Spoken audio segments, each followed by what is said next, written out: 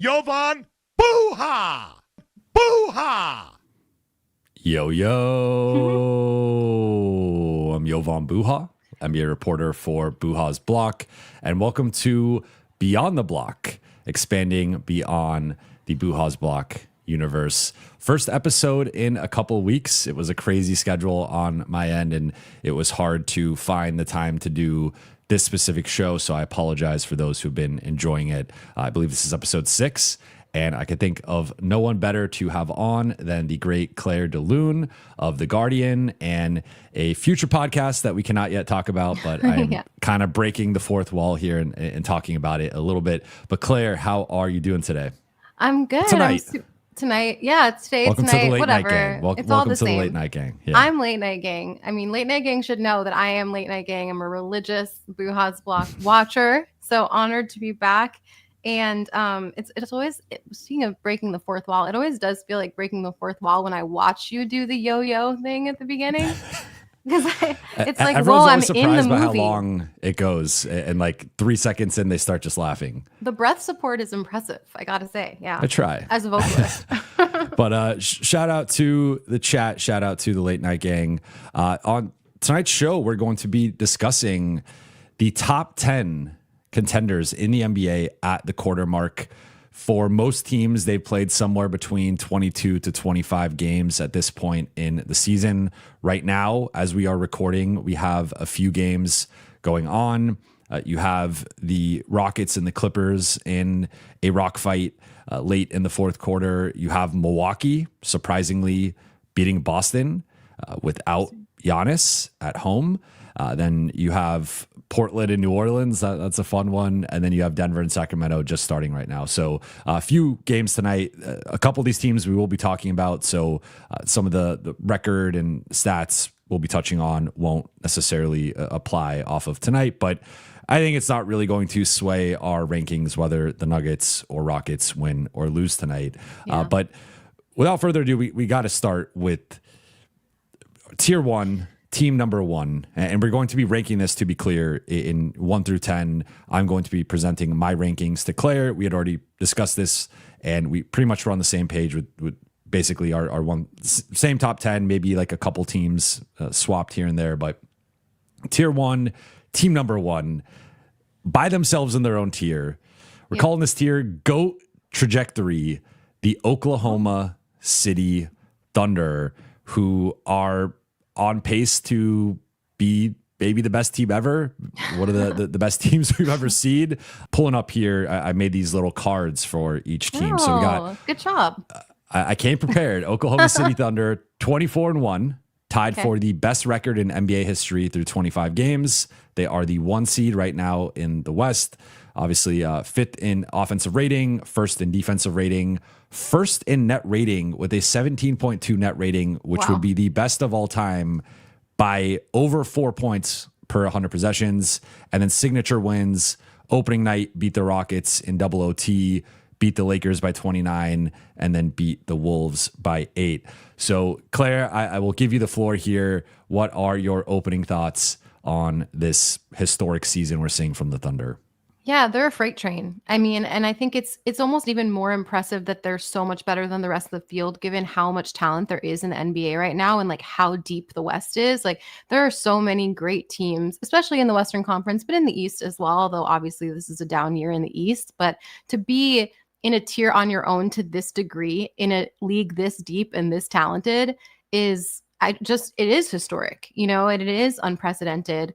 And I just don't, obviously it's my job to sell basketball and make people want to watch and like create intrigue and suspense, but like barring injury, catastrophe, like I just don't see who can even smell their gym socks right now. Like who is even close to where they are? They're not just beating teams, they're massacring teams. They won by 50 last night against a Phoenix Suns team that, no Devin Booker, but they've been really good. They've been solid.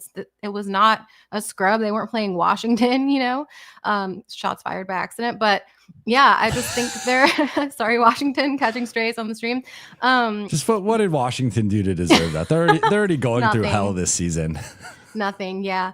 Just be bad, honestly, is really it. But yeah, no, I think they're just completely, like you said, in a tier of their own, in a class of their own. And I still don't fully understand how they're this good and this much better than everyone. Because like I think me and you were talking about this last night at the game. Like even with Shea off the floor, they're head and shoulders better than everyone. So obviously they're young legs who are really locked into a really like defensive minded identity, and then depth obviously. And I think they kind of just have this like almost college basketball team mentality. Like they're so locked in. They're in Oklahoma City. There's not a whole lot of distractions.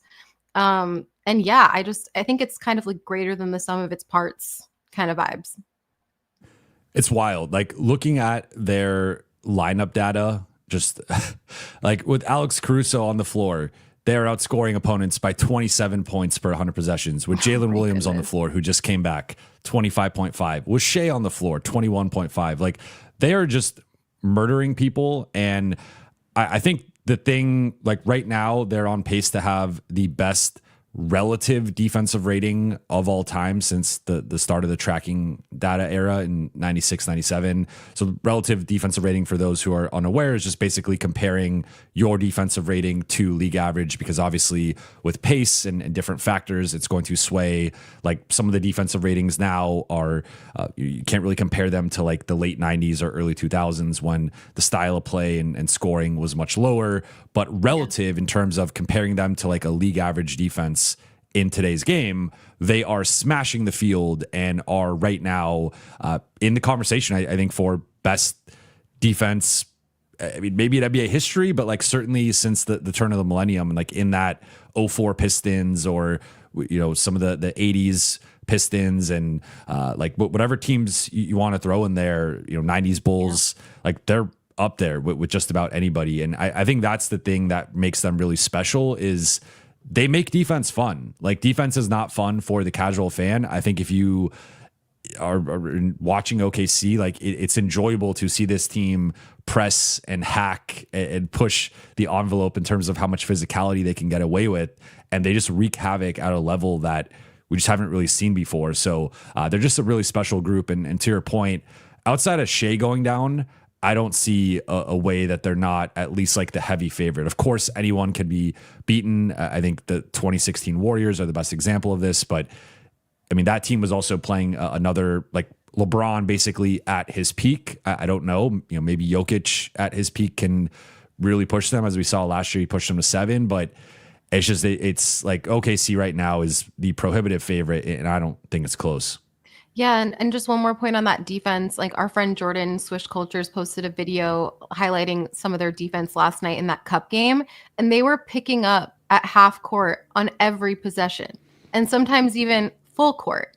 Every possession, 48 minutes. It's like I don't know how you recreate that unless everyone on your team is like 22. Like, but then on that level, it's so rare to have a bunch of 22-year-olds who are that locked in on the defensive end, but just athletically, physically, from like a body perspective, how do you pick up half court for an entire game for an 82 game season? Like it's just unreal what they're doing. And credit to Mark Dagnall too, for having them this locked in on the heels of a championship run to be coming into the regular season, you know, like guns blazing like this. Like, I think that's rare too. Like it's hard to, it's hard to defend a championship run with this level of intensity, because it's just human nature to let off a little bit. And the thing that I think we also have to keep in mind when we talk about the Thunder is like, to your point about like the championship defense and how hungry this group is, I think they've shown no signs of letting up, and there is a special quality to this group in terms of like Jalen Williams had a quote the other night, I believe it was last night, saying like winning is never boring. And that seems to really be the culture that this group believes in terms of they want to beat you, and they don't like to beat a team by 50 points in a single elimination game. Like, yes, they didn't have their best player, but we just saw them beat the Lakers ass without having Booker for 3 quarters. Like the Suns have still been winning and playing well without Devin Booker. Yeah. To lose by 50 and just get embarrassed and just undressed like that by an opponent, like that, there's like a relentlessness and a ruthlessness to this group that I think is really special. And I go back to last postseason, like, yes, Denver took them to 7, Indiana took them to 7. I think this team is just so much better than that.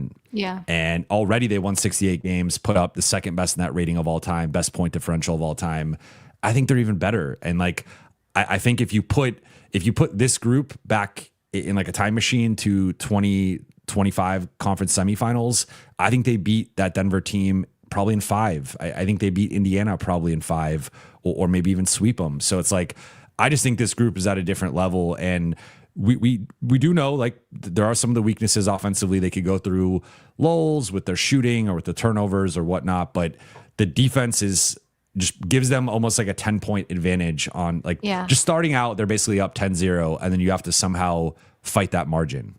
Yeah. And, in a 7-game series, it kind of comes out in the wash. Like, if they have one of those like nightmare games like the Rockets had in the conference finals or whatever, like several years ago, where they missed like 80 million threes in a row, like that's one game out of 7. And I just imagining another team beating this team 4 times is just. I've never gotten this many compliments on a stream. So I'm. Yeah. Wow. Well, me neither, because usually like the comments are very unkind. So this is so nice and refreshing. I would just add too, like, short of Shea getting hurt for an extended period of time, I don't really see a world where they don't break the win record. Like, forget just be really good. Like, how could they not win 74 games when they're on this pace? Like, what would make them lose more than 8 games this year? I'm there. I don't know what it like, because I was even doing the math last night on the show, and it was like, okay, so they're 24-1. They have to go 50-7 the rest of the way, which is like a 65-win pace. That's totally doable for this group. I would like.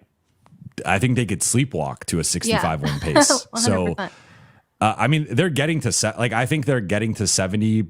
I don't see any world in which they don't get to 70, and then it's like, at that point, why not just go for at least like tie it at 73 or just get to 74 and break the record? But the only thing we could point to, and this kind of comes up here in terms of the signature wins, is like they have played, depending on where you look at strength of schedule, one of the easiest schedules up to this point in the season, if not the easiest, and they have the toughest remaining schedule from this point on. But still, it's like, okay, they're favored in every game the rest of the season. That like the sports books have already come out and said that. So it doesn't matter if they're at Denver, at LA, at Houston, at New York. It doesn't matter. They are favored in the game. And like, of course, games aren't played just on the books or the spreadsheets. But like, so far, I mean, they're just blowing out everybody every single game.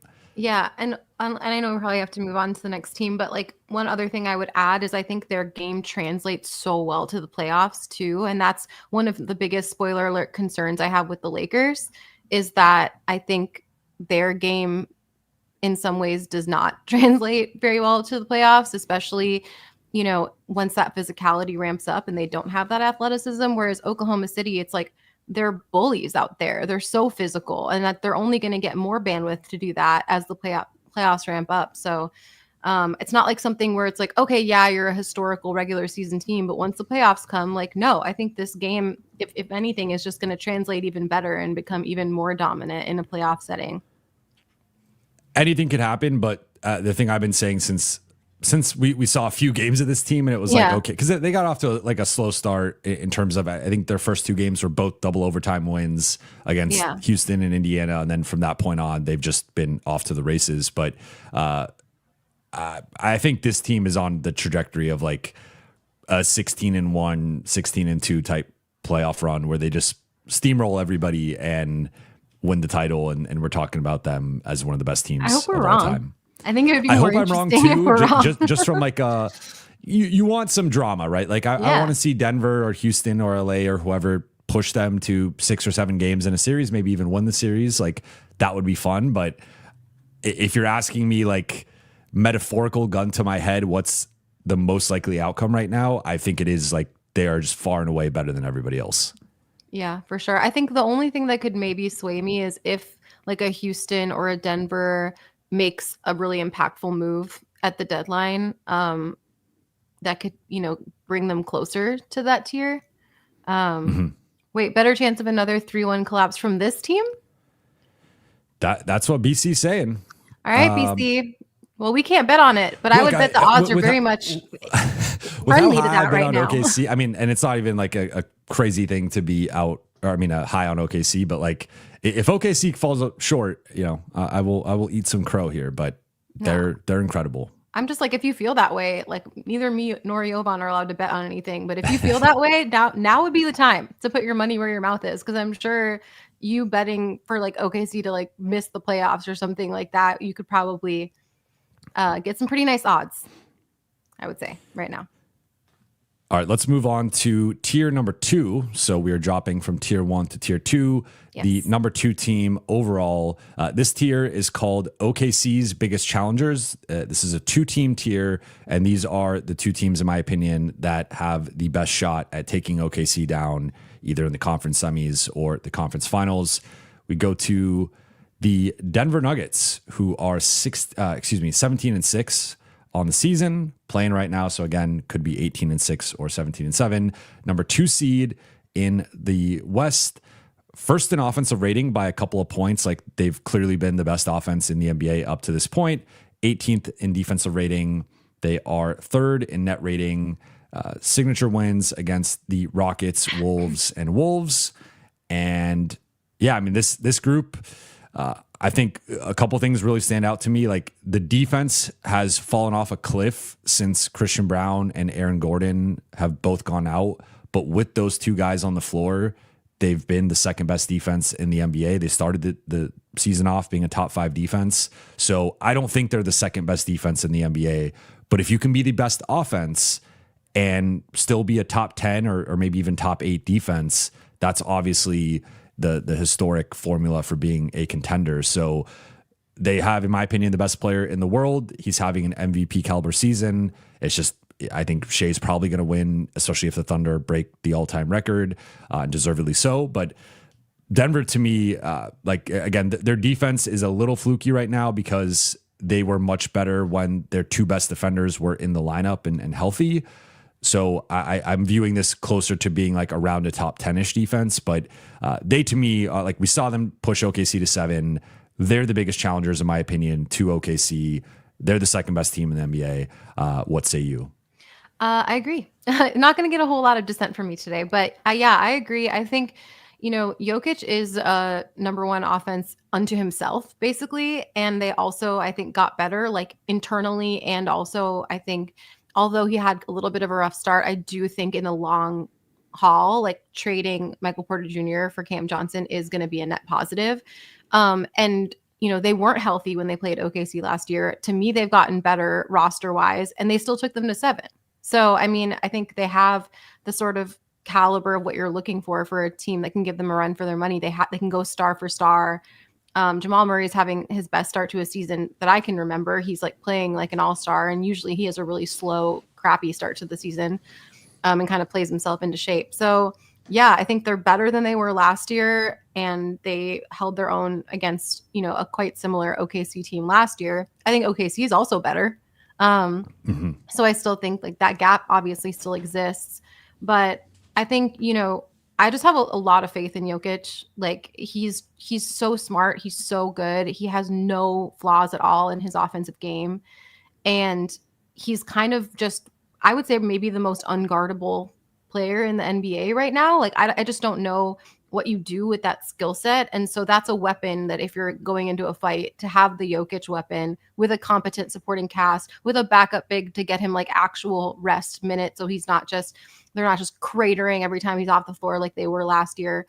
I just don't see any reason why they wouldn't be the second best team in the NBA. Yeah. And I mean, I think, a few other things are like Aaron Gordon is offensively having the best season of his career up to this point. Like, he's obviously been injured, but I think he has really ascended as a shooter. It is worth noting that 5 of their top 8 rotation players are shooting 40% or better on threes this season. So like, this is they got the elite offensive player, like one of the best offensive players of all time in Jokic. They got the 2-man game of Jokic Murray that they've been running for over a half decade. A lot of their starters and core players have been there for multiple years. And they have this group that like the core of it has already won a championship. They pushed OKC to 7.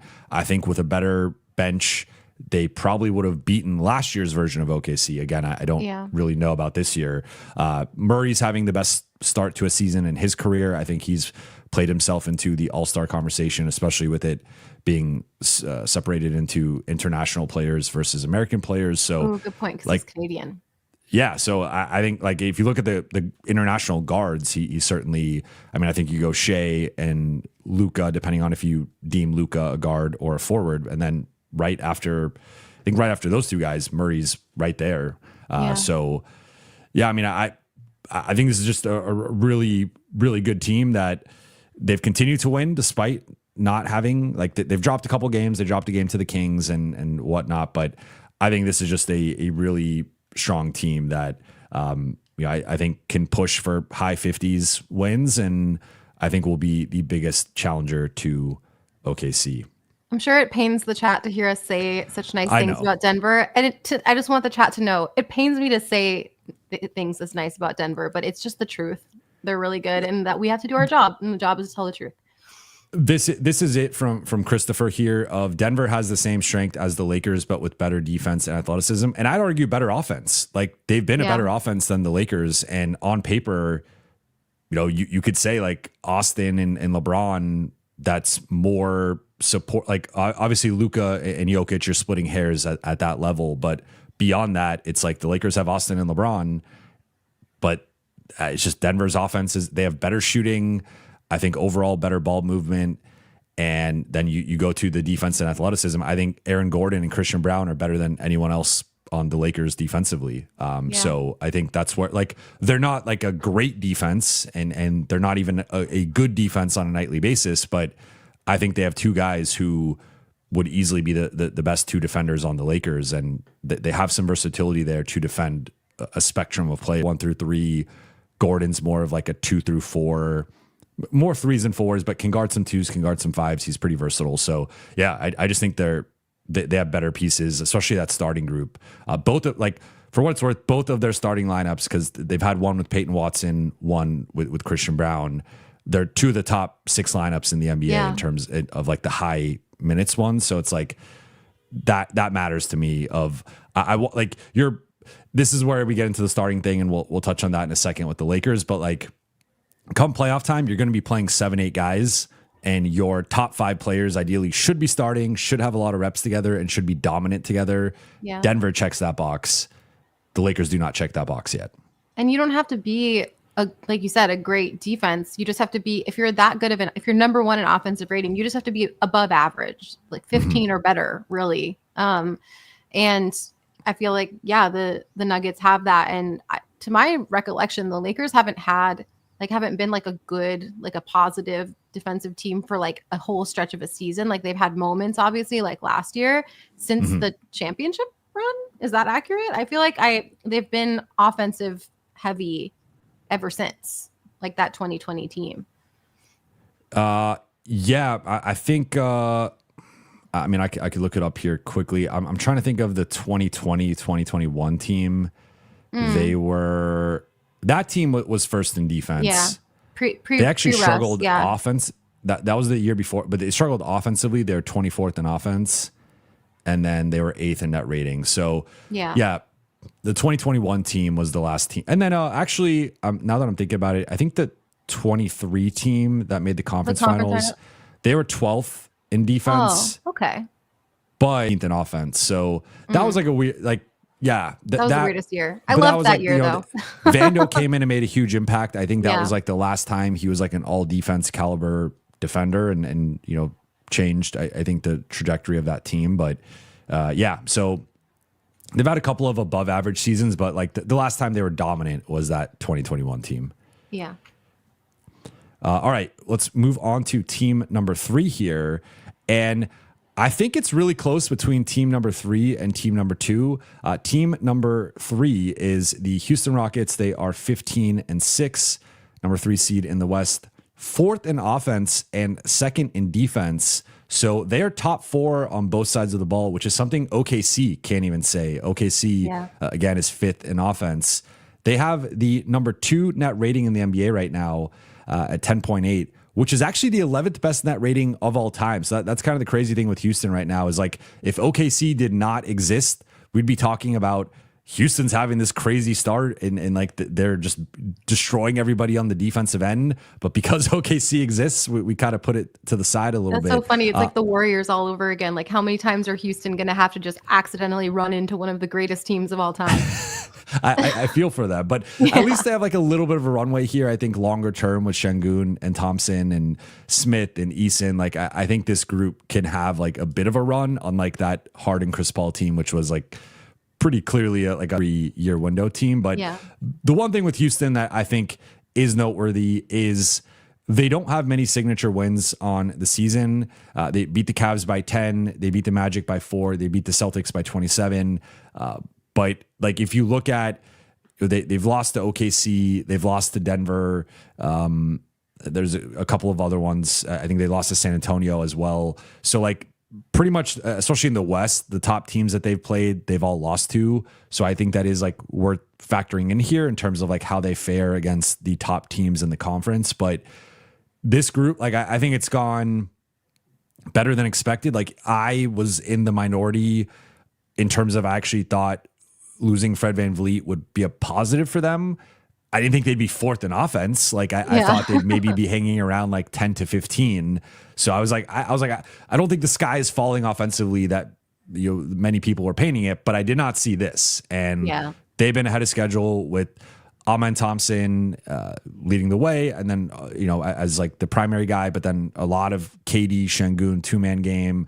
Reed Shepherd, after a little bit of a slow start, has really picked it up.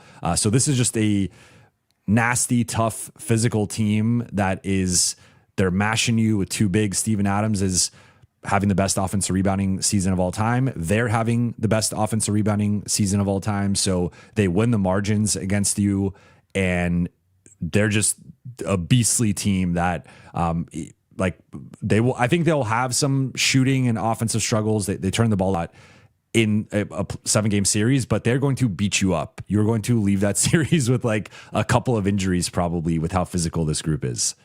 Yeah, they're almost like OKC, like great value OKC to me. You know what I mean? Like they do a lot of what OKC does almost as good, but not as good as OKC, and that's why, like I said, it's kind of ironic and funny. It's like similar to what happened to the James Harden Houston Rockets, where they were kind of a similar construct and similar approach as the Warriors, but just not quite as good at what the Warriors did as the Warriors were. And it's kind of a similar dynamic, I think, with OKC, like that kind of hard-nosed, defensive-minded. I think, I was really high on this team coming into the season because just mathematically, they were amazing defensively last year, and they missed like a point of attack superstar that they could go to in, the clutch of the playoffs when the going got tough, like who can just create offense for themselves when everything gets all mucked up in the playoffs.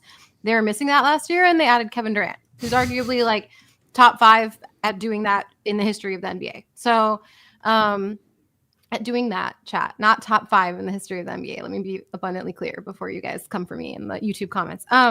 But yeah, like, and it makes sense to me why they're so good. And Reed Shepherd taking the leap, I think, is kind of the answer really to why they've been able to be this good this soon, because they didn't really miss a beat with not having their main point guard. Like Reed Shepherd's just really stepped into that role, and it only took him like really a couple of games to get acclimated.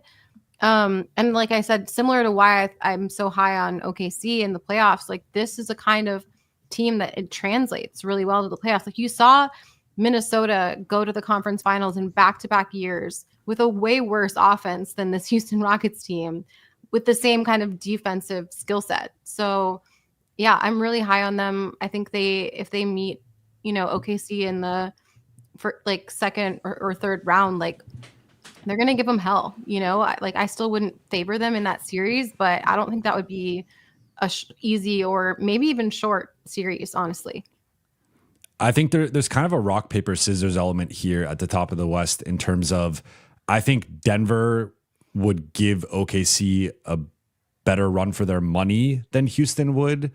But Houston might beat Denver if they end up matching up in like a 2-3 matchup in the second round. They do, to your point about Minnesota, kind of give me some Minnesota vibes. And we know Minnesota has given Denver some trouble over the last couple of years, including beating them in the 2024 playoffs. So, yeah, I mean, it's kind of an interesting, like with these three, I think it's really going to come down to matchups. And if I'm any non-OKC Denver team in the West, I really want those two teams to be on the same side of the bracket, play in the second round.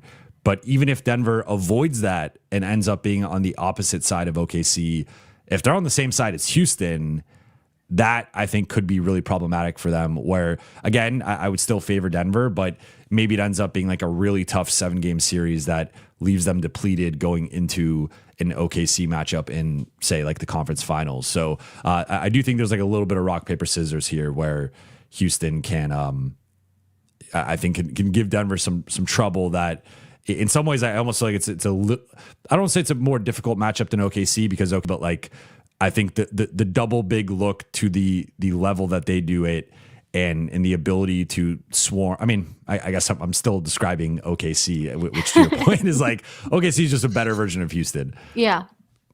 But yeah, I mean, so I think these are the top 3 teams in the NBA. They are by far the top 3 teams in the NBA from like a net rating and point differential perspective.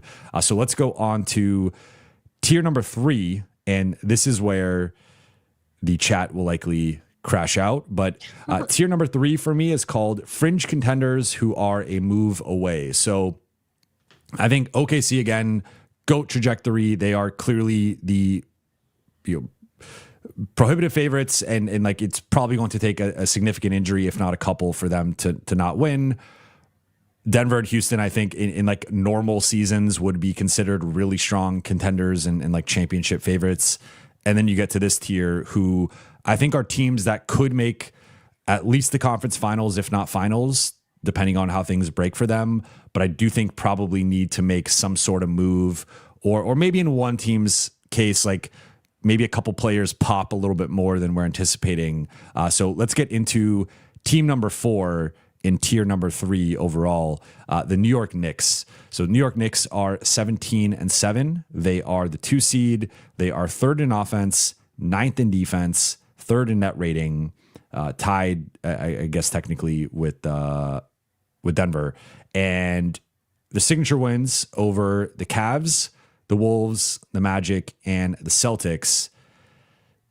New York Knicks, to me, they are the best team in the East. They're my favorite to come out of the East. That was what I had going into the regular season. Nothing has really changed for me on that front.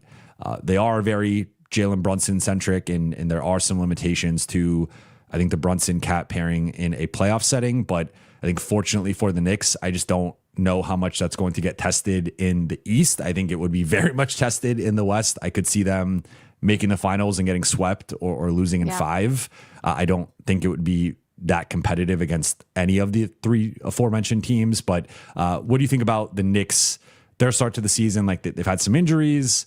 Cat had a bit of a slow start.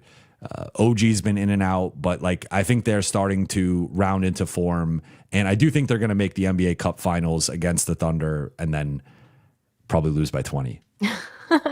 Yeah, I agree. I was high on them coming into this year. I was actually really high on them going into last year. They were my finals pick going into last year, and they might have done it if it weren't for those dastardly Indiana Pacers who were just on the most like magical finals run I've ever seen in my life. But yeah, I think, they were always like, or not always, but the last several years, they've been really stacked with talent. It's a really talented team. I just think the Tibbs thing had kind of run its course, and especially because of his reticence to play around with lineups in the regular season. Like, I just don't think by the time they realized they needed to push other buttons, they were in the Eastern Conference Finals, and the buttons they were pushing, like, hadn't gotten any reps throughout the entire year. So just even like the coaching change, having the same pretty much roster with a coach that is a little bit maybe more like experimental and creative offensively, I think will work wonders. They have been a little bit less like Brunson ball dominant to start the season, which I think is good and will pay dividends in the playoffs. And it's also worth noting they were Giannis's preferred destination allegedly this summer, and he still seems quite unhappy in Milwaukee. I don't really know how the Knicks, like what the mechanism would be for them to get Giannis. They don't really have a lot of very desirable things to offer. I don't know if it would be like a 3, 4, or 5 team trade, but this is Giannis's preferred destination. Like that's been reported in multiple places. So not only are they already really good, top 10 on both sides of the ball, not only are they pretty obviously, I think, the best team in the East, but they might get Giannis before the playoffs. So like, yeah, I mean, I just think they're a pretty clear number 4 overall. I think the chat got a little upset with the Lakers not being number 4 because they're coming soon. Don't worry. The viewership has been dropping out a little bit. Trust me, the Lakers are about to be here. But yeah, with the Knicks too. Like I'm glad you mentioned the being less Brunson centric. Excuse me. Josh Hart's averaging 5 assists per game. Mikal Bridges 4.3, Cat 3.3, which is a career high for him. So like they do have other guys who are involved in the playmaking. I still think like in a crunch time situation or like in a 7-game series, it is going to be very much funneling the ball through Brunson. Yeah. And I think that works, right? Like he is a playoff riser. He's been a primetime playoff performer. So I think like this group should be finals or bust. If I'm a Knicks fan or if I'm the Knicks themselves, this needs to be a finals or bust season. The East is wide open, and yeah, like Detroit's had a really good start, and I am high on Detroit.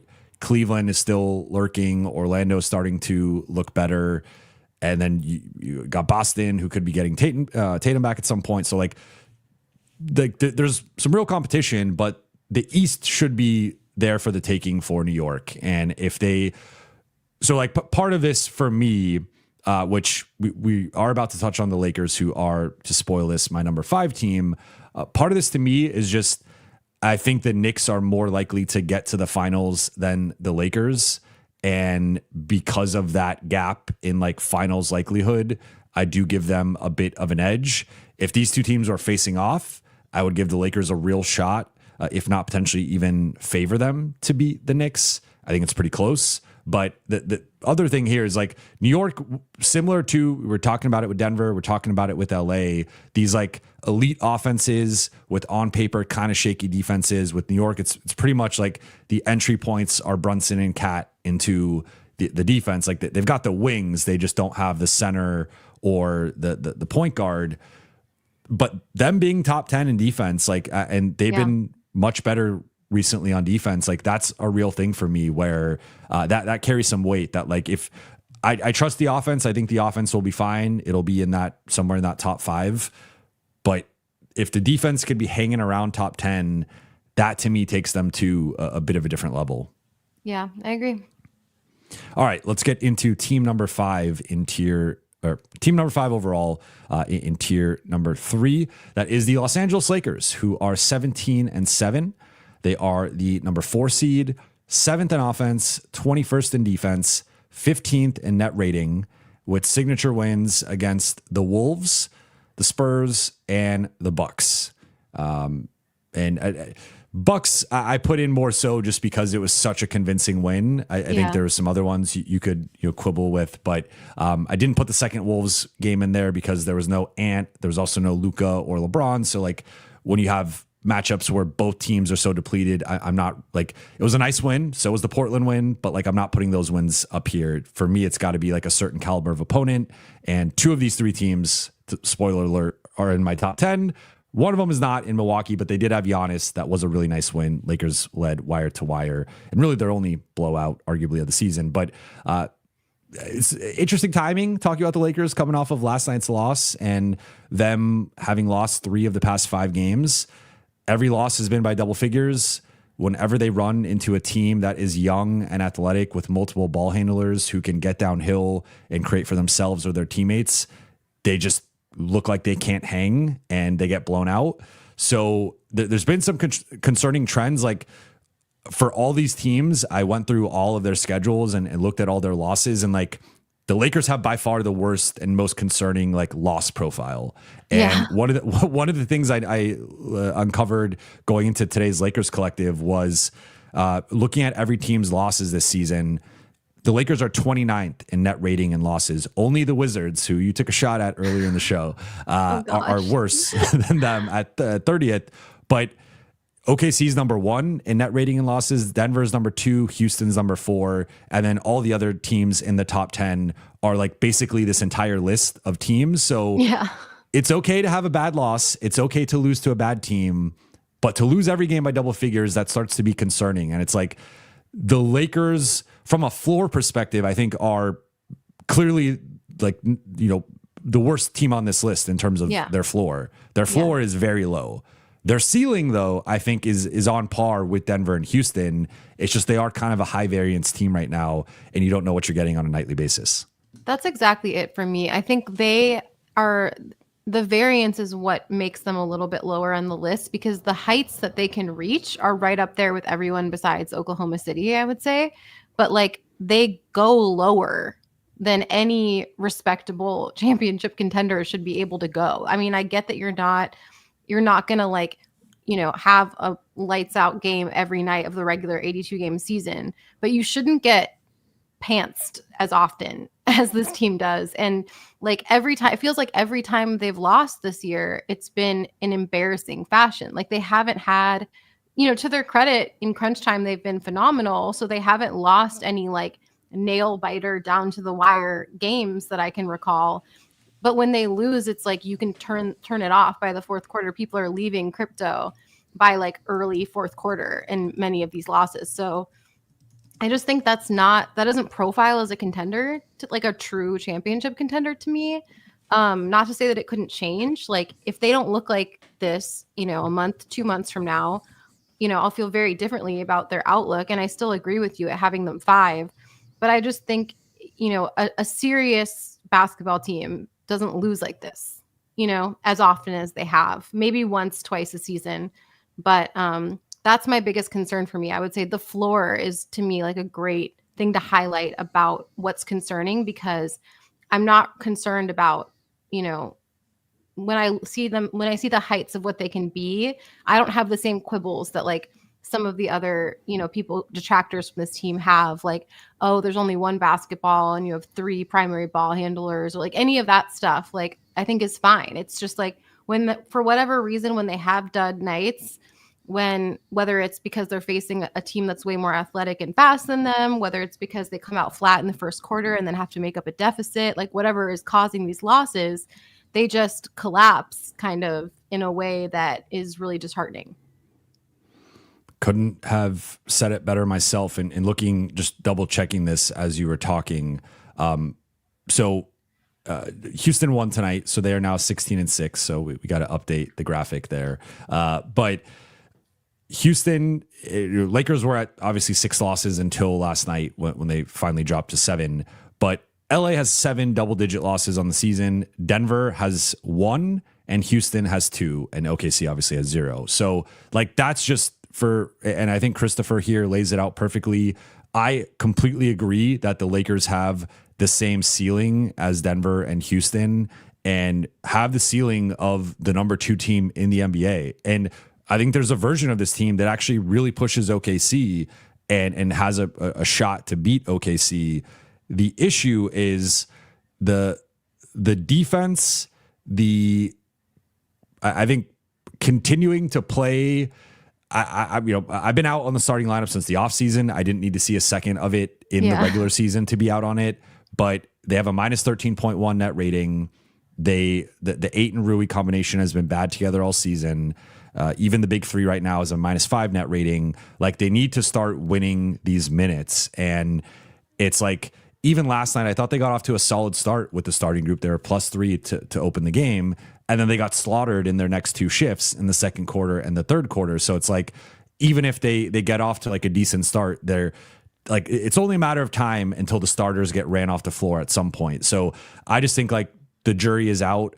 People know off a miss or a turnover, run on the Lakers. And like, it's so clear that that's the game plan against LA, and they're not going to get back, and they will get back for like a 4 to 5 minute stretch. And another point I made last night was like, and I'm curious to get your opinion as someone who follows the league so closely. Like right now, it does feel like this is one of the biggest gaps between the haves and the have-nots. And this is partly, I think, leading to OKC beating everybody by 1 million points. Is like, I think this is like one of the biggest gaps in NBA history in terms of the best team in the league and the 30th best team in the league. And I would even say like the top 10 versus the bottom 10, there's a huge gap. Like the notion of parity, I think there's parity at the top relatively outside of OKC, but I think like if like on an average night, you take the 8th best team versus the 22nd best team, the 8th best team is probably going to beat them by double figures. And so point being is like, I feel like the Lakers have gotten into some bad habits recently where against most teams, against probably 20 teams in the league, the Lakers can show up, try for a quarter, and it's good enough because they're going to get a baseline level of production from Luka and Austin and LeBron and even to a lesser extent Ayton and Rui, that showing up for like a quarter and a half is good enough to beat 20 of the 30 teams in the league. The issue is the other 9 teams that are in the top 10 with them. I don't think it's good enough for those teams. And I think they've just gotten into these bad habits of like even last night, I thought they had that stretch in the second quarter, which was great. And then they had the stretch in the fourth quarter, which was great. But like, why couldn't you put together more than 8 to 10 minutes of competitive defense? Like part of it is like a mental and just like urgency thing that just isn't there with them for some reason. And they come out after halftime that they had the nice little run to go into the half. Then they give up an 8-2 run to open the third quarter and the game's over. And it's just like, I just don't quite get what that is or why that is. But to me, like they've played way more unserious basketball, I guess, than the other top teams that they're kind of in this conversation with. 100% agree. And I think that's kind of it. It's just like, it's hard to take them seriously when they have these moments of being so unserious, and it's like it's serious business to win a championship when you're trying to beat Oklahoma City. Like you can't blink for a quarter. They're going to be up by 40 and the game will be over. Like that's what you saw that happen with the Lakers. Like they didn't come correct to start that game and they were never close. And then the other thing is, and I think it bears repeating, like we are obviously high on this team. We have them 5th out of 30. So like they have a shot. They definitely have a puncher's chance. But my other concern I've been thinking about a lot is like I looked up top free throw attempts in the league, and unless it's changed since I last looked, which I believe was a week ago, Austin and Luka are 3 and 1 in free throw attempts respectively. Like Luka's number 1, Austin was number 3. That to me is a little concerning because you're not going to get the same whistle in the playoffs. And especially if you're Austin, you're not going to get the same whistle in the playoffs. Like a superstar, gets some degree of a whistle all year round, including in the postseason. And Austin is not going to be afforded that grace in April, May, and June. And I do think he's taken a huge leap. I really do believe that. And I think he's been incredible. I think he's deserving of, for sure, being an all-star, maybe even all-NBA. But that to me is a little bit of a red flag when you see that your 2 top player, like offensive creators, are top 3 in the league in drawing fouls. Like in the regular season, to me, that's a little bit of a red flag. 100% agree. But I think one thing I want to be clear on with this tier again, and I didn't really touch on it with the Knicks, was like, I do think these are teams that are probably like one piece away. So for New York, I really like their top 7. They recently moved Josh Hart back into the starting lineup, Mitchell Robinson back to the bench. And I like Robinson and McBride. After that, for me, it gets a bit shaky with New York in terms of guys I trust in like the conference semifinals, conference finals, etc. So if they could find like one more high level rotation player to add to that group, I think that could shore up to me like just what's a really solid top 7. I just would like a little bit more depth for the Knicks. For the Lakers, it's clearly that 5th starter spot. But even now that we're kind of having a larger sample size with this group, I think it's probably a couple players. Like I know a lot of fans are high on possibility of a Herb Jones or Sadiq Bey and Keon Ellis have been a couple other names. Like if there was a way to get, I think honestly, all three of those guys, which would probably cost you all your assets, right? But if there was a way, like if you could do, and I know New Orleans right now is playing hardball with Herb, but like if you could find a way to do, the first and a swap or something plus whatever money to make it work for Herb and Sadiq, and then you do a second and maybe a swap or something for Keon and like Dalton.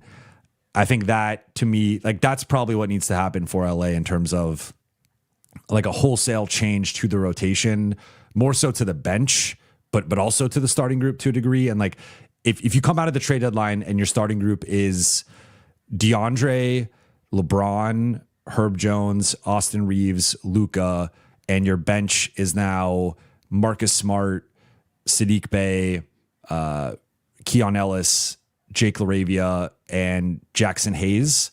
I really like that top 10 compared to what the Lakers currently have. And I think is Rui in that trade then? Rui's in the, I mean, if you're getting all three guys, you probably at some point, Rui probably has to enter the trade. I don't think Vando right now in his current state is very tradable, especially if you're not like, you can only attach so many assets in it. Like they have 1 first and 1 second to trade. So in this scenario, you're probably giving up Rui and you're giving up the first and you're giving up the second and like a couple swaps. And then it's like Dalton, Maxey, Gabe, Rui, depending on the money, I guess it depends who you're getting, but maybe you could keep Rui. I mean, if you could keep Rui, that's even better, obviously. And then that's like an even better team. I'm kind of tending towards trade Rui right now, just even though it sucks because he's their best shooter by like such a wide margin at the moment.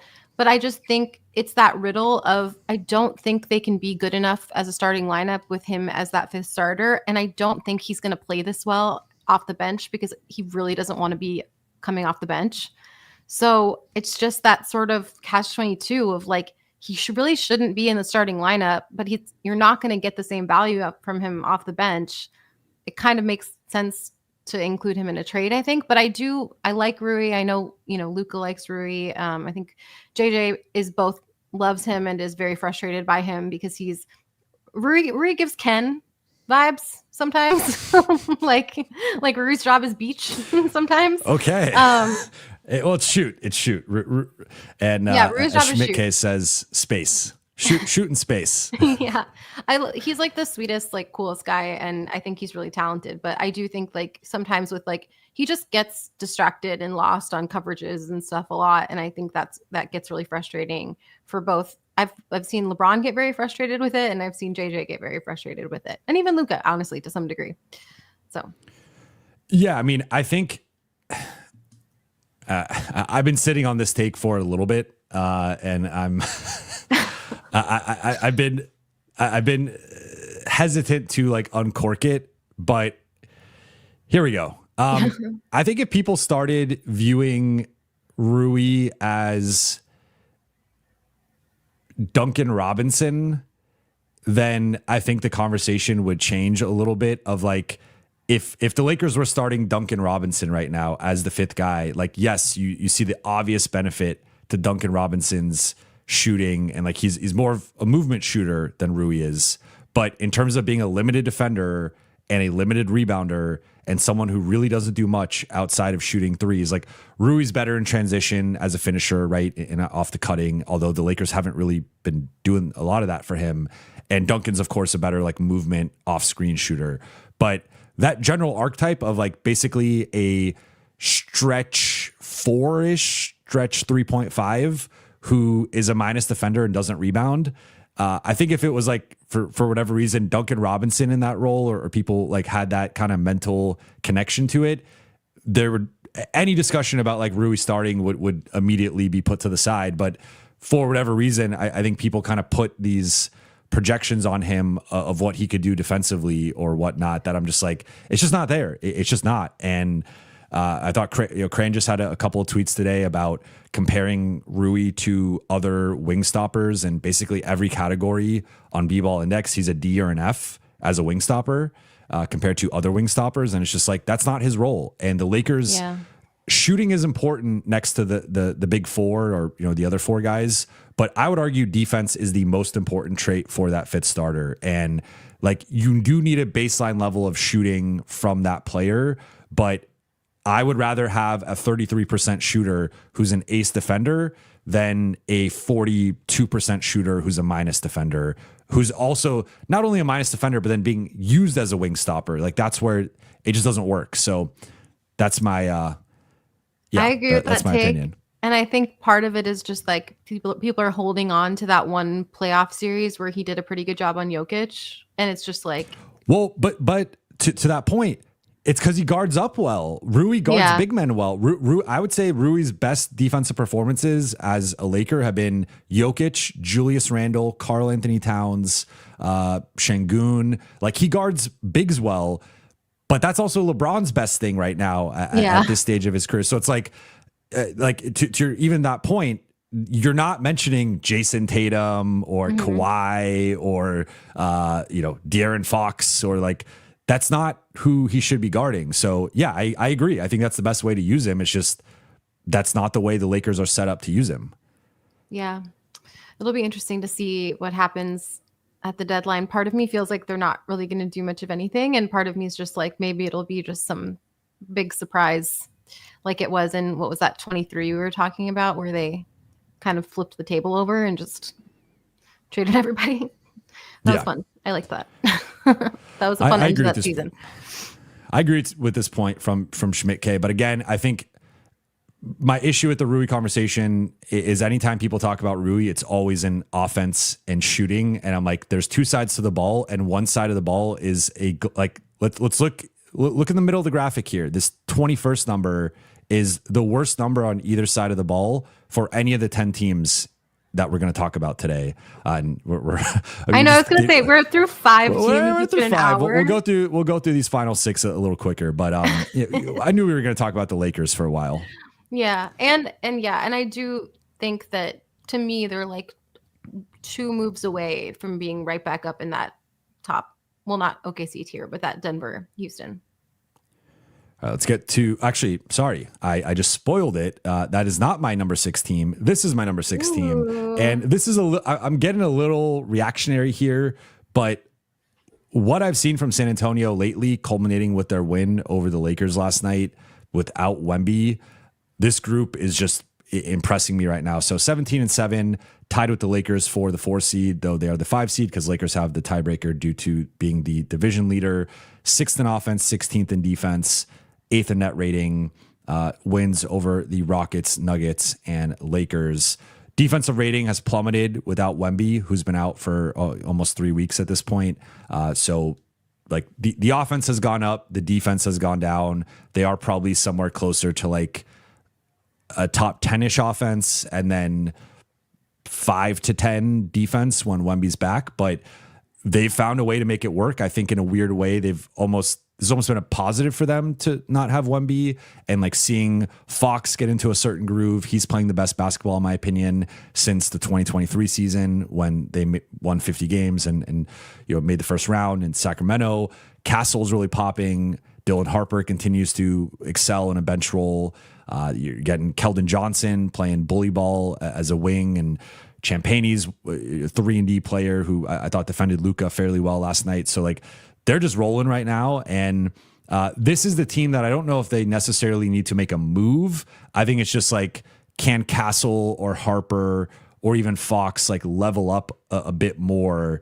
That puts them, I think, in a different conversation here. But I mean, you could argue this team should be even higher in this list. You could argue them, I think, as high as like number 5 above the Lakers. But for now, I think due to their collective inexperience, like none of these guys have won a playoff series yet. I am going to default to like Luka, top 3 player in the world, LeBron, Austin, etc. But San Antonio is coming for everybody right now. And this is a team that, like, if you told me they made the conference finals, I would not be shocked anymore. I agree. They kind of feel like they remind me a little of OKC a couple of years ago, where they just feel like we're not taking them seriously because they're ahead of schedule. But at a certain point, they are where they are, and where they are is really good. I think my biggest thing is like, not only have we not seen this team in the playoffs, like we haven't seen Wemby play a full season healthy, and his health has been the issue, already in his career. So not only like the grind of the regular season, but the physicality of the playoffs, like that does make me nervous, when he is so injury prone. But yeah, to your point, I mean, they're this good and Wemby's not even back. So I'm pretty high on them as well. I could see them losing in like the first round this year and then coming back and having like an OKC type season the following year, with that kind of fire lit under them. But yeah, and I think, they have I think that's a great call. With a player like the OKC Wemby. a couple of years ago is a great call. Like now that it's simmering in my brain and I'm like, yeah, I think that's where they're at. Yeah, for sure. No, I mean, I totally agree with you. I think this point here from Christopher's making some great points in the chat. It's terrifying what the Spurs can be when you combine the athleticism with Castle, Fox, and Harper with the defensive cheat code of Wemby. If Wemby just slides in as God mode version of Cornet. Yeah, I mean, Cornet's is pretty good. Yeah, Cornet is statistically one of the best rim protectors in the league. I thought last night he was really impactful on both sides of the ball, offensive rebounding, really good free throw shooter. So like you foul him, you play small and you foul him, he makes his free throws. He's an elite shot blocker, rim protector. But to this point, like I think one of the things that makes OKC so tough to match up with is just the collective speed and athleticism that they have across like multiple players in multiple positions. But Castle, Fox, and Harper can compete with that. Like Castle, Fox, and Harper, you can throw out against SGA, against Kason Wallace, against Caruso, against AJ Mitchell, against J-Dub, and they're going to hold their own. And now, again, I think OKC is going to beat them on Saturday. I think it's probably, maybe it's close, but like probably be like another double-digit win for OKC. But then the X factor here is you got Wemby versus Chet and Hartenstein, and like Wemby is like the evolved version of Chet. And they've kind of had their little rivalry going for since their high school days. But yeah, I mean, this is to your point. Like I think they're probably a year away from making a deep playoff run. I think like next year would be my bet on them making like semifinals or conference finals. And then like the following year could be the year they finally break through. But I think like Fox continues to be one of the more underrated players in the league. Like he was in that top 20, top 25 conversation a couple years ago. He has not been like as healthy. The Sacramento was a mess. And then he got to San Antonio and dealt with injuries, and Wemby dealt with injuries, and like we just haven't really seen those two guys play a lot of games together yet. But like Fox is right up there right now with like his best season in Sacramento. Castle, I love Castle. Like I would not trade that dude for Giannis or for just about any star. Like I think he's a future all defense guy who also will be a potential to me he's like a better Iguodala, which is very high praise for how great Andre Iguodala was. And then Harper is, I mean, I think he's the ball handler of the future for them. So yeah, I mean, this team is, I think they have top 5 potential on both sides of the ball. And that's where I know like BC said, they reminded me of Sacramento a couple years ago. I think the difference is Wemby to me is the 5th best player in the NBA when healthy. So Sabonis and Fox are both sniffing that top 20, but there was a clear, like they were kind of like a worse version of Brunson and Cat, and then they just didn't really have a good defense. I think this team is different. Like I think Wemby is at a different level than Fox or Sabonis a couple of years ago. I don't think Sacramento's ever had a player as good as Victor Wembanyama. Like he's going to be the best player in the league like soon, I think. Yeah. So yeah, no, I think I'm quite high on them as well. Let's move on to team number 7. This is the final team in tier 3. We have the Minnesota Timberwolves, who are continually slept on. This team has made the conference finals in back-to-back seasons. They are 15-9, 6th in the West, 8th in offense, 13th in defense, 7th in net rating. This is where they come up a bit short. You look at their signature wins. They beat the Spurs. They beat the Celtics. They've lost to a bunch of good teams, so that's where I do kind of have them a little bit lower. But I mean, based on precedent, this group should be probably higher on this list. I know, I think Jason did his contenders ranking a couple of weeks ago, and he had Minnesota 5th. I think that's a little bit too high in my opinion, but I had to give them a certain amount of respect. And this is a group that I guess could go a couple of ways in terms of they could certainly benefit from a trade to bolster the bench, but they also have some interesting young players on their bench that, like, if they finally pop or kind of put it together, I guess you could kind of see it. But this is another group where they go like 6.5 deep, maybe 7 in terms of guys I really trust, like Mike Conley at this point. I just don't know if you could trust them on a nightly basis, but the top 6 is really, really good. I just think after that, I like Jalen Clark. I don't know. I'm not quite there with their bench. I think they really miss Nickeil Alexander-Walker. But look, this is your backyard, so I will let you break down the Wolves. Yeah, they already hate me though for how low I have historically been on them. I'm just such a Rudy Gobert like truther. Like I just really think he has bricks for hands, and I do think that should matter at a certain point. Although, except for the one day that he decided to be Shaq, which was to send home the Lakers from the NBA playoffs last year. But I do think I think they're worse this year. I think Ant has continued to improve, and I think he's on the trajectory of what he was expected to be and what he should be. But the rest of the team, I think, is a little worse. And I don't think the people who've needed to make leaps for the team to make that leap have done so. So I think they need a point guard. Cause I've watched a lot of their games actually this year, and there's just some really bad decision-making, in crunch time. And I think they were kind of hoping that Ant had made that amount of growth, especially like seeing his decision-making was actually like really impressive in that Lakers series last year. Like the reason I thought the Lakers were going to win that series is because I thought it was going to look like this, which is when it came to crunch time, there wasn't going to be anyone that I trusted to make a decision with the ball. And instead, Ant really stepped up in those moments to do that. And I think showed a lot of growth. And then I don't want to say it's like regression this year. Maybe it's just like the regular season, he's not as locked in. I don't know, but they just fall apart in crunch time, and they've blown a lot of leads to teams that they should not have blown leads to. Like I watched them go to almost double overtime against the New Orleans Pelicans. Like they have that unseriousness that the Lakers have, which makes it hard to trust them. And I would say in the Lakers case, it's more like they're getting their asses kicked early in games that they should be in. And in the Timberwolves case, it's like they're almost losing games that they had in their clutches the entire time.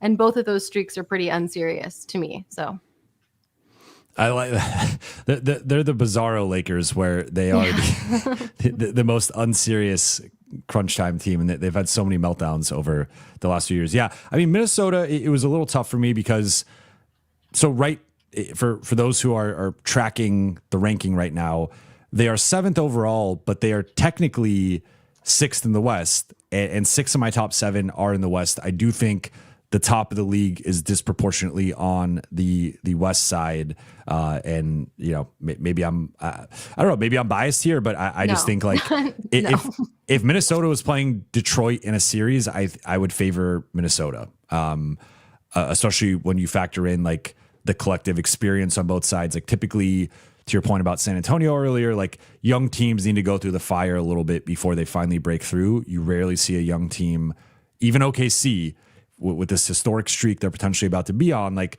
they had the first round series year, they had the conference semifinals year, then they finally broke through, won a title, and now are off to one of the best starts ever. So I think that's kind of where I'm at with Minnesota. Of like I think San Antonio has a higher ceiling. I think Minnesota probably has a higher floor than them. But to your point, like the point guard situation, Mike Conley has naturally declined as a player in his late 30s. I think they miss Nah and just that reliability, and like he's been doing some good things in Atlanta. So like they just haven't really replaced that spot. And then like Rob Dillingham hasn't popped the way that I think they wanted him to. So I think pretty much in agreement. But this ends tier 3. Then we get into tier 4, which is called someone has to come out of the East. So if it's not going to be the Knicks, it's going to probably be one of these 3 teams. Team number 8 is the Detroit Pistons. Record 19-5, first in the East, 9th in offense, 4th in defense, 6th in net rating. Beat the Rockets, Celtics, and Magic. One of the stories of the year, if not the story of the year, has been the Detroit Pistons and the start that they've had. Cade, to me, especially with Giannis now falling out of the mix due to injury, he might be fourth in MVP or fourth in first team All NBA, right? Like I think there's the top three of Jokic and Shea and Luka. I think Cade's right there. Cade and Maxey maybe as like the 4 or 5 guys, depending on how you want to put it. But this team is they're sort of like Rockets East. I think Orlando also has a bit of that distinction, but I think Detroit's a little bit nastier than Orlando. And like they have multiple guys in their rotation who will literally fight you and want to fight you. So I think Cade's playing at like an MVP, back end MVP ballot level. Duran is a legit all-star and probably third team All-NBA candidate at this point. They're a really good team. I think they're a team that could probably use a trade in consolidating some of their depth into like higher end rotation guys, but I have them number 2 in the East technically. And I think there's a real shot that they make the NBA finals. I just think if they're playing any of those 6 teams in the West, I would favor any of those 6 teams. Yeah, for sure. I mean, I think I would favor any of the teams in the West against whoever comes out of the, like, I think it's going to be a Western team who wins the championship this year. I think it's going to be Oklahoma City, but even if by some miracle it's not, whatever team that got to the finals would have had to beat Oklahoma City to get there. And Oklahoma City is just so much better than anybody in the East that by the transitive property, I just don't see how an East team wins the finals this year. But except for, I guess, the East team's path is probably a hell of a lot easier than the West team's path to get there. So there is that wear and tear of it. I think the Pistons are shockingly awesome. I do think that it kind of got lost how competitive they were in that Knicks series last year. Like I wouldn't go so far. Like some people have said they should have won that series. I think the Knicks were the better team, but not by a lot, which was kind of surprising because the year before that, if people will recall, they had maybe the worst season in NBA history. It was up there as far as like they most lost, losses. What, 20 was it? 28 in a row. Yeah. It's insane. So to go from that to like very competent playoff team is like incredible. And then to go 28. Then to go from that to could come out of the East. Like that's an incredible 2-year turnaround. But yeah, I think they're really good. I think it's not fool's gold what they're doing right now, but I don't think they're as good as their record, but I do think that they're serious. Like they're for sure a home court advantage Eastern Conference team, like without a shadow of a doubt. Yeah, I think they're going to stabilize. Like, I think they'll finish top 3. Maybe they drop off a little bit. I think the one area for me that I'm a little bit like looking at that 9th in offensive rating. I think Duncan Robinson, star of tonight's show, he's brought a level of reliable shooting and movement to the offense. Tobias Harris coming back from injury is also a plus shooter. Jaden Ivey has recently come back, and I think he's an X factor for them. But I think that they're like, Lauri Markkanen's been the guy that they've been attached to since the offseason. Like that would obviously, I think, vault them for me at least ahead of Minnesota. I don't know, maybe ahead of San Antonio. I don't know if I could go much higher than that, but it would for sure, in my opinion, vault them up a couple spots on my list, depending on what the ultimate price is. I just think in the half court, they are going to be relatively predictable. And like for as great as Cade is, he's shooting 29% on threes, and his finishing at the rim is actually like subpar for a scorer of his caliber. So I kind of look at that and I'm like, he does have the mid-range game, which he could eat off of in a lot of matchups, but I just think like you do need a level of like getting to the rim pressure, finishing there, and then also your jumper and from 3 specifically. So I do look at like those couple of areas where Cade isn't as strong as some of the other top level shot creators and scorers in the league. So that like I do think that their offense could get a little gummy in the wrong series. So they could be a team that wins like 55 games and is like the 2 seed or even the 1 seed, and then like loses in the second round or something. Like I wouldn't be surprised by that, but I like them. I love the style of play. I love the tenacity. Like I to go back to my high school days, I would have fit in with the Pistons because I loved getting into fights and technicals, and it would have been fun. But I think obviously there's more to basketball than just that. And then we'll go quickly through the last couple here. Cleveland is number 9. This is more, I guess, more of a seniority thing, or more of like a kind of grandfathered in type thing with Cleveland, because based on this season, they do not belong in this top 10, I think, or a borderline. But I do have them 9th and 3rd in the East. They're 14 and 11, 7th technically, 10th in offense, 8th in defense, tied for 10th in net rating. They beat the Pistons. They beat the Spurs. It's been a weird season for them. No Max Strus. Darius Garland's continuing to deal with injuries and has not been himself. Evan Mobley hasn't really taken the next step that I think many of us expected him to. Donovan Mitchell's balling out, and he's in that MVP first, second team conversation. But this team is clearly taken a step back from last season. I'm sure on some level it was demoralizing to win 60 games and then get your ass kicked in the second round the way that they did. But this is like a playoff team for me in terms of you got to show me in the playoffs. They could have won 70 games this year, and I wouldn't have cared until I saw what they did in the playoffs. So they have to show up again and actually like go to the conference finals, go to the finals. Otherwise, I don't really care. Yeah, no, I totally agree. And I think this is a team that, for me, I could see a world, and this obviously is not like, I'm not reporting anything that I know. This is just like conjecture, but like I could see a world where they have another disappointing playoff showing, and then this ends up being the like LeBron retirement tour if he does that next year team. If he doesn't stay with Lakers, unite. Oh no, please don't. I don't think I've been aggregated on a podcast before. There we go. I could just like, it just would make sense, right? Like for both parties, like you could see it, like if Cleveland is disappointing again this year, and if the Lakers don't make a deep run, like whatever. But I just don't, beyond like a huge trade or like a LeBron reunion kind of a thing, I just don't take them that seriously. Like I don't know. I'm wounded because I really did think that they were going to do well in the playoffs last year. Like they just looked they were having a similar season to OKC in the East. Like they were just so dominant and they were just kind of bulldozing through everybody. And then they, partially from injuries, but partially from like just kind of lack of like mental toughness, they kind of just fell apart in the playoffs, I think. And I don't really know why that should be different this year. Like they'd be healthier this year, but I just don't. Beyond Donovan Mitchell, like who do you trust in the playoffs on that team? That's my thing. Like I guess Evan Mobley, maybe. I trust Mobley, but I don't know if I trust Mobley to be like a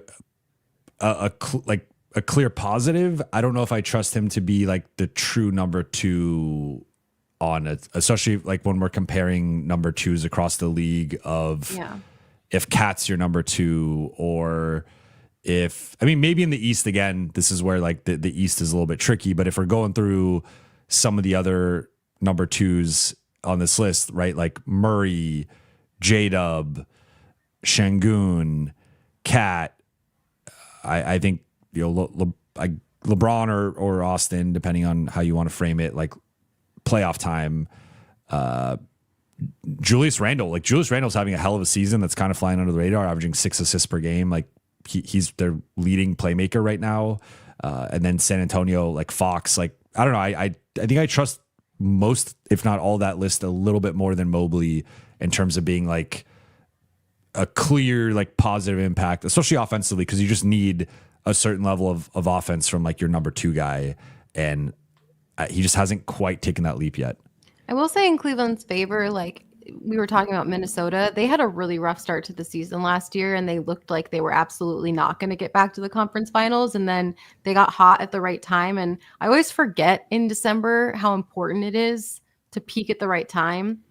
And I try and remind myself of that because like the teams that look incredible right now, like you don't know how long that's going to last. You don't know who's going to get it together at the All-Star break. Like it just oftentimes the kind of playoff picture and all of that looks a lot different when we come to like April. So. Yeah, no,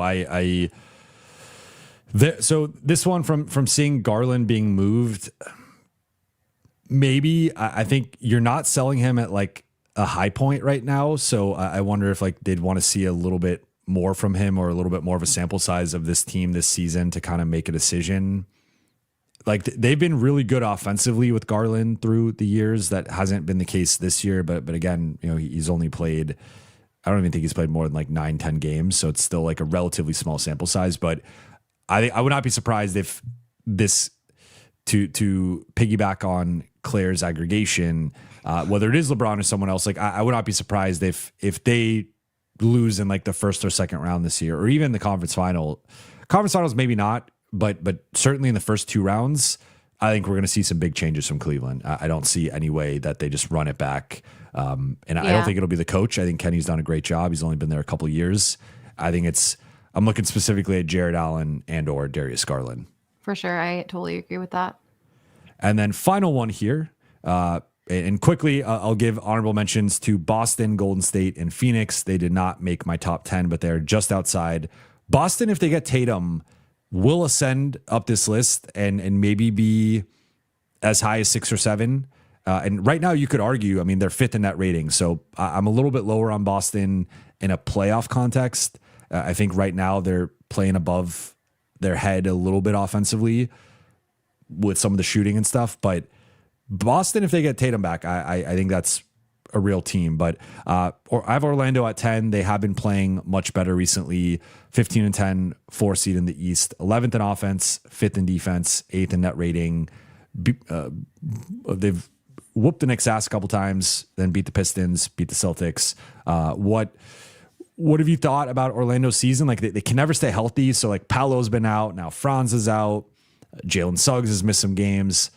This is just kind of like a snake bitten team in terms of their health, but Baines looked a lot better. Anthony Black has taken a step. They've been crushing teams when Suggs been playing. I do think this could be a team that ascends up this list and is maybe in that like 6 or 7 conversation. It's funny because that Desmond Bane recently got traded there because they kind of remind me a little bit of like Eastern Conference Memphis, where you see the vision and you see it and it's like, oh, there's so much talent here. Like this makes so much sense. And like, they just can't stay healthy and it never quite comes together. That's kind of what it reminds me of. And also, to some degree, like a little bit of like play style stuff, but mostly just like the sort of, you see the big picture, but they can never quite reach it because of health issues. I also am like a little bit low on their coach. I feel like this is a team that I feel like is a candidate for a coaching change next summer. Like, I think they should be better with how talented they are. And I know part of that is injury luck, but I do think like part of it is like a little bit of like stagnancy or like lack of creativity with the offense. So I could see them as a Mike Malone destination potentially, because I don't think that guy wants to be on TV forever. So I'm just checking the aggregation right now to see if we got LeBron going to Cleveland, Mike Malone going to Orlando. No, really none of that is going to happen.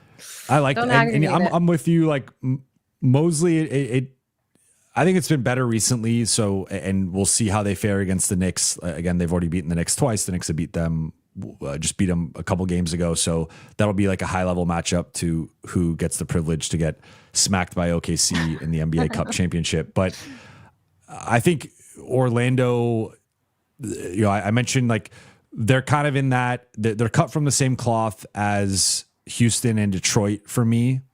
I don't think they have quite, they're like a little bit smaller than those teams. They're not, I feel like, as physically imposing.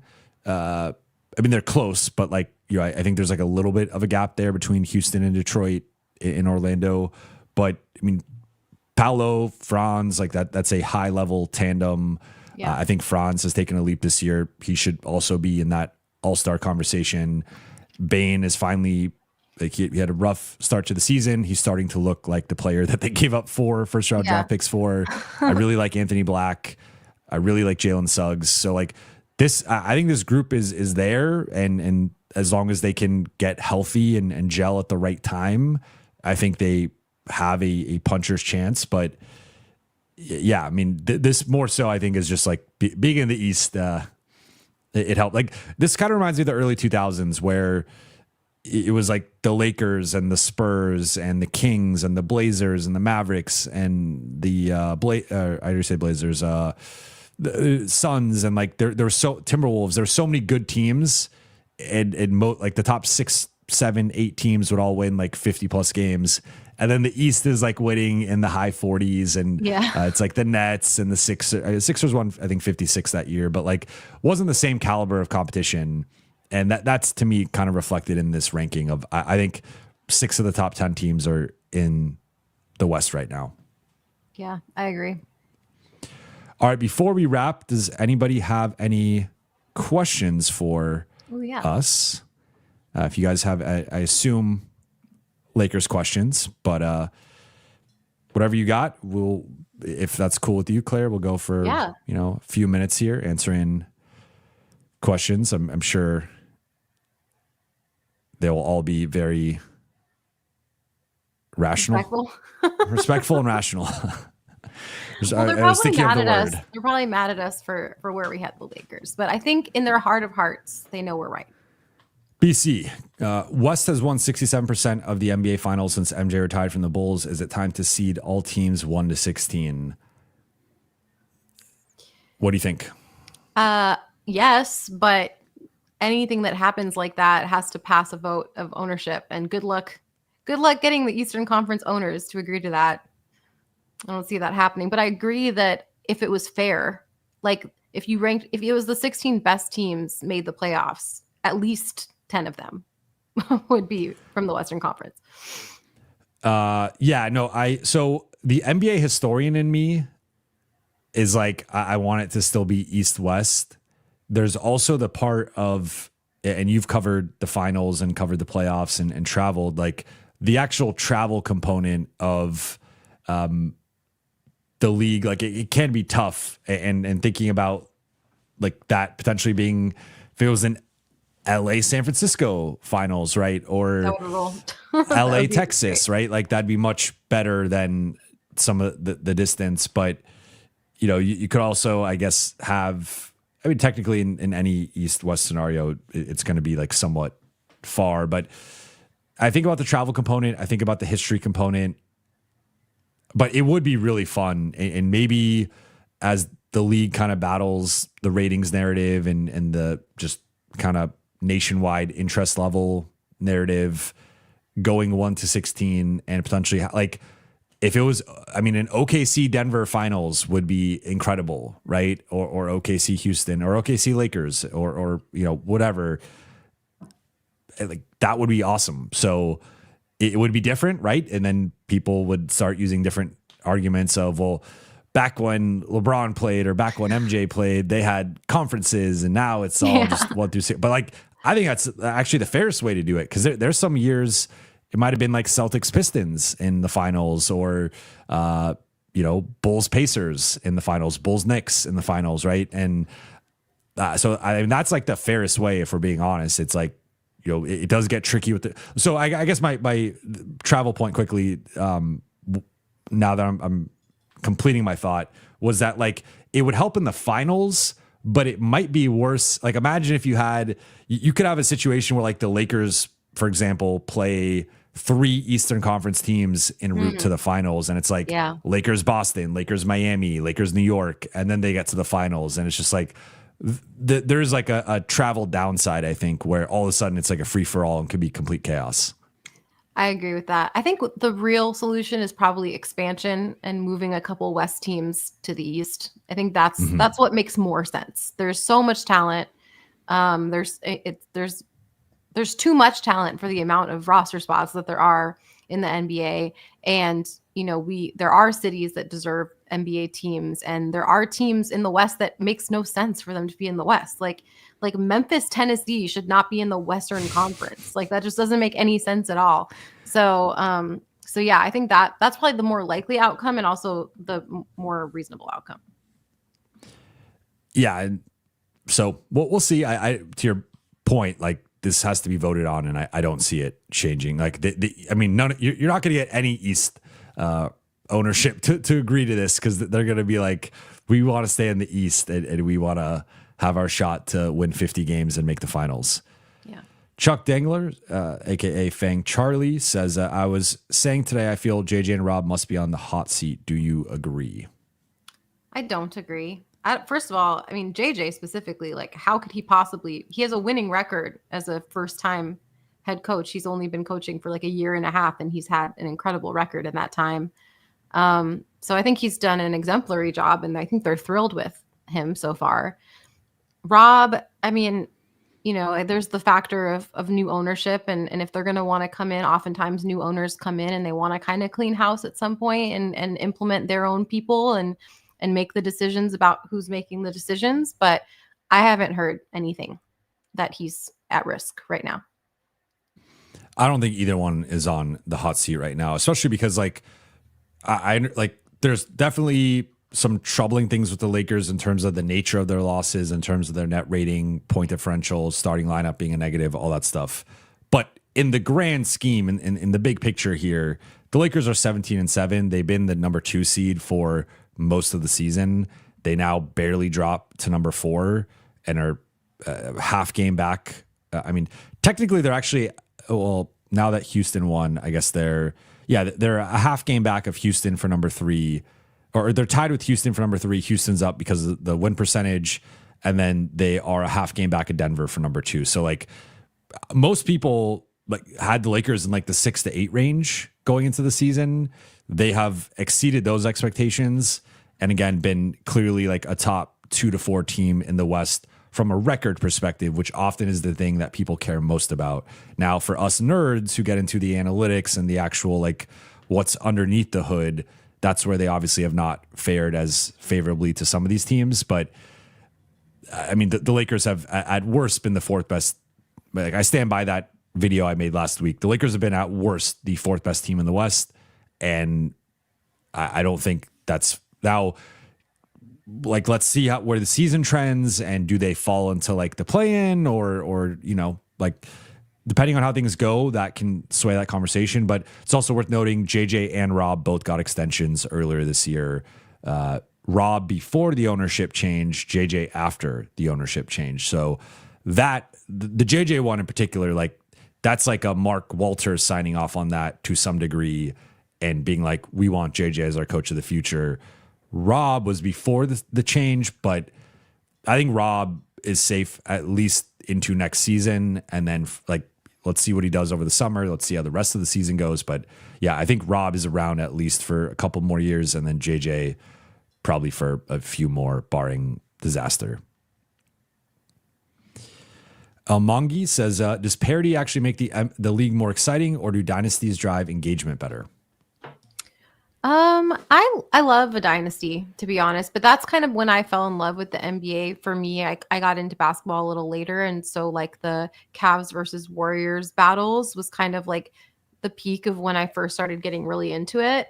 And that was just, I think it built so much lore, and even now it carries over to like we had, like the Christmas game last year with Golden State and the Lakers, and there was just so much more weight to that because there's all those years of history with LeBron and Steph. So I do think I think at least rivalries, make the league more exciting. It doesn't necessarily need to be a dynasty where it's like, a pure dominance, but I think the same teams meeting over and over again are part of what make it exciting. 100% agree. And I actually think like sustained periods of excellence and dominance are, they drive, like I think about, for me at least, and I've been watching basketball since 2001, and I think like the peak of viewership and just like the peak moment to me was that 2016 Cavs Warriors series, and you had all of the like, can LeBron beat this team, and chasing Jordan and all the stuff with LeBron, and just like kind of all the hoopla around him, especially at his peak. And then you have the Warriors who just set the regular season wins record, going for their 2nd straight title. And like that clash to me was like peak, just all the attention and narrative and like peak basketball. And a big reason for that was the excellence on both sides of Golden State going for the best season ever, LeBron still chasing that GOAT status at the time. And I just thought like that was it. And if I think about like what I remember over the last 25 years, like the first things that come to mind, it's like the Kobe Shaq three-peat, You have the Lakers and Celtics meeting in 2010, each of the last two champions, to decide like who is the team of this era, and LA beating them in 7. I think about the Heatles going on their run. I think about the Warriors going on their run. I think about now OKC and what they're potentially about to do. So it's like we can remember the one-off titles and like the players who win the one championship, the one finals MVP, but this league has always been about winning multiple championships and cementing yourself as an all-time legend. And we could even bring it back to like the 90s with the Bulls or the 80s with the Lakers, Celtics, and Pistons. And like you just go through NBA history, it's always about the teams that win multiple championships. So I think having that competition and having a team that's like the team of the era right now is always the most exciting. And if it's the parody of just like every other, like I do kind of feel like that's partly been not as exciting for the NBA the last 5 years. Has been like there's no repeat champion, and there's no, I mean, how many of those teams, like what, the Lakers didn't make the finals again, the Bucks didn't make the finals again, the Warriors haven't made the finals again, the Nuggets haven't made the finals again, the Celtics haven't made the finals again. So like they made the finals twice in a few years because they lost to the Warriors. They did. Oh, I meant like from the time title when they won. Like yeah. So like basically like none of those teams have really had like a strong like title defense, I guess I would say. Yeah. Like OKC sense. Right now is looking like the first one. Yeah, for sure. Madison asked if OKC wins 74 plus and wins the title, is that the greatest team ever? I mean, I think they're among the greatest teams ever. I'm just like, I mean, I'm biased because of, you know, when I started, like I was saying, like what is the peak of my NBA like fandom, I guess. But to me, that Warriors team was, I just don't, I can't, it's not going to be topped anytime soon to me, just like talent wise, because I don't think of like, for example, J-Dub, and he's young, so maybe this will change, as like one of the greatest players ever, you know, and Shea might end up there. It's looking like he's headed that way, but they had 20 greatest players in NBA history on the same team at the peak of their powers, plus like an incredible defense, plus one of the great, like maybe the second greatest 3-point shooter ever on the floor with the greatest 3-point shooter ever. So yeah, to me, it's the Warriors.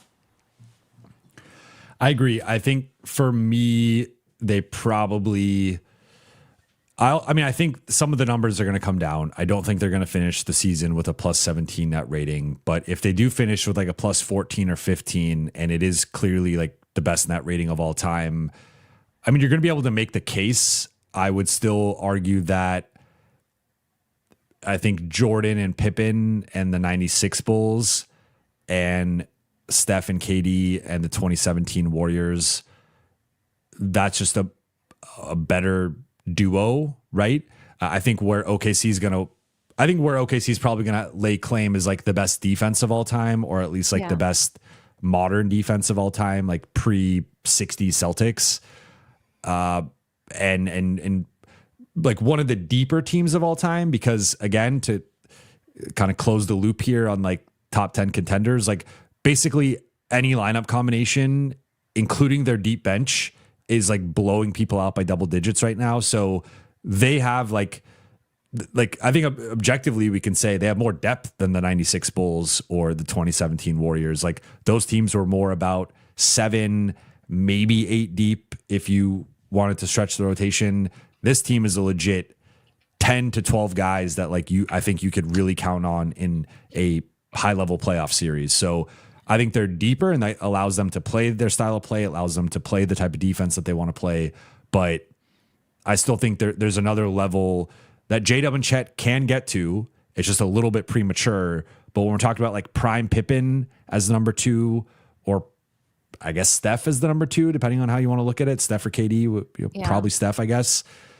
That's just a different level of number 2 compared to Chet or J-Dub. It's just, you know, again, they're like 6, 7, 8 is way deeper than these other teams, but and they're really young. They're really young. And they're really young. They're like Chet and J-Dub are both like just so young. So to be at this level of dominance at that age is pretty impressive. Like 2029 Thunder, that could be, you know, they could top themselves, and maybe they don't win 74 again, but they could go 62 and 20 and then win the title and like maybe that's a better team. But Yeah. I think this is a good place to wrap though. We went a while. I didn't even ask you if you had a heart out, so I appreciate you No such rocking thing. with us for over an hour and a half here. But Claire, anything you want to promote outside of your social handle, which I will link in the show notes, and your work on The Guardian, anything else before we get out of here?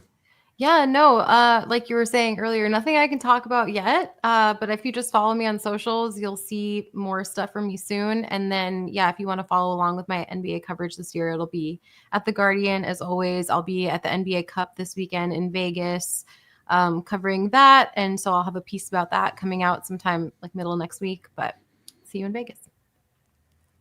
All right. Well, thank you all so much for watching and listening. For those watching on YouTube, please be sure to hit that subscribe button, turn on channel notifications, and like and comment on this video. For those listening on Apple Podcasts, Spotify, or your podcast platform of choice, please be sure to follow, download, and leave a 5-star review.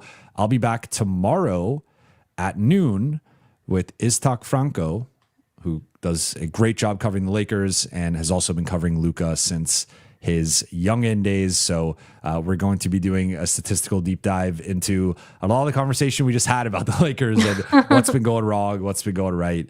So we'll be doing that tomorrow at noon. So be on the lookout for that. But appreciate you all. Shout out to the Late Night Gang. Shout out to the chat. And we will talk to you tomorrow.